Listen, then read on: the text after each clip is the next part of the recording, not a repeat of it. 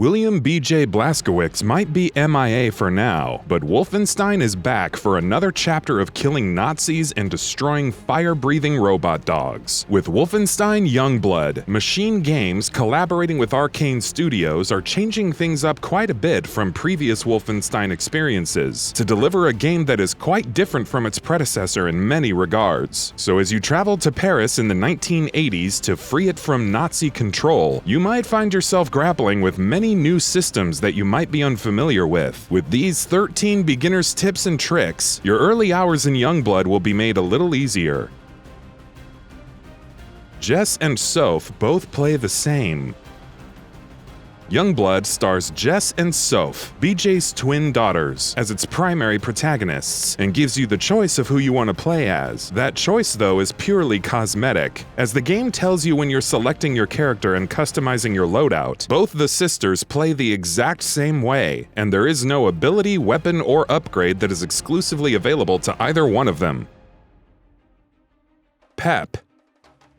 Pep signals are one of the ways Youngblood really doubles down on its co-op shenanigans, where both sisters can use emotes, from a thumbs up to a fist bump. However, these have an impact on gameplay as well. For example, the thumbs up pep gives 50 health to both sisters. Various peps have unique advantages, and they all come with a cooldown meter, so use them smartly, and they may just change the tide of the battle in your favor.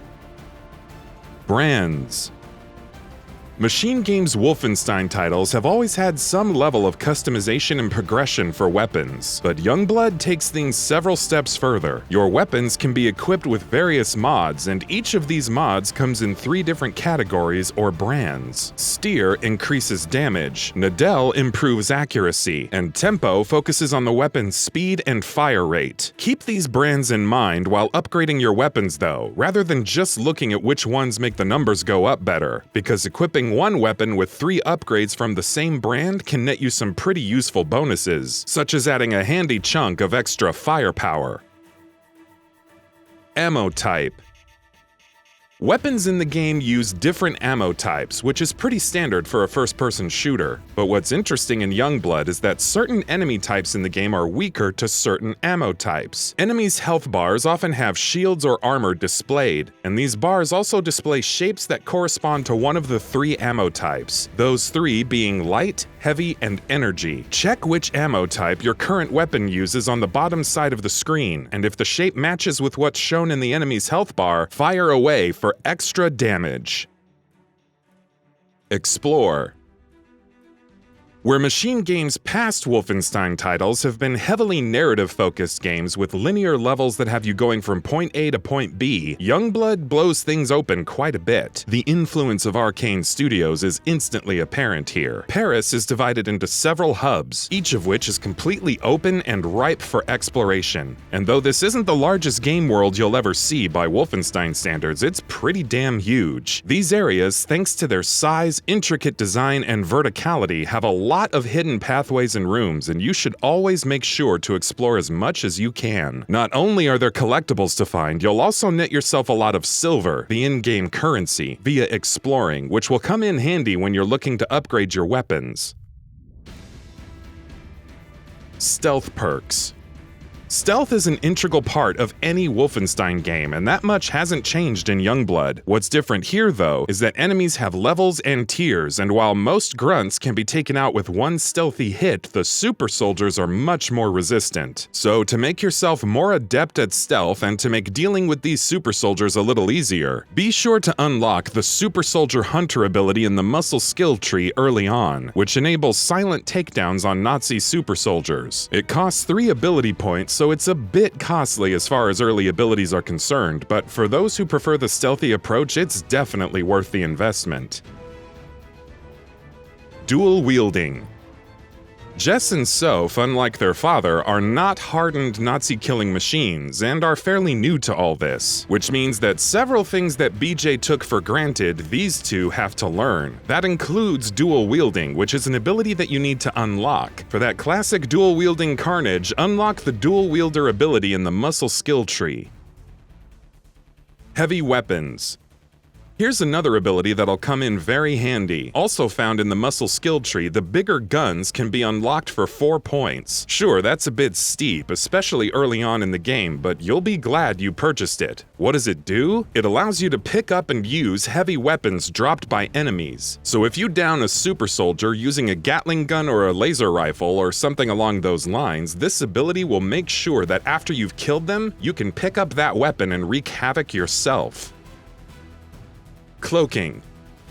We spoke earlier about how Jess and Soph both play the game, and the choice between which of the two you want to play is purely cosmetic. But as you're beginning the game, you'll also be making your choice for a few more things, such as one of 2 abilities which you want to start the game with. You can start with either a cloaking ability, which renders you invisible for a short duration, or a shoulder slam crushing move. Our recommendation? Go with the cloaking ability, and make stealth a more viable option, especially early on in the game when you might get overwhelmed by lots of enemies, some of which might even be over-leveled. You can always just purchase the crush ability later on with 5 points.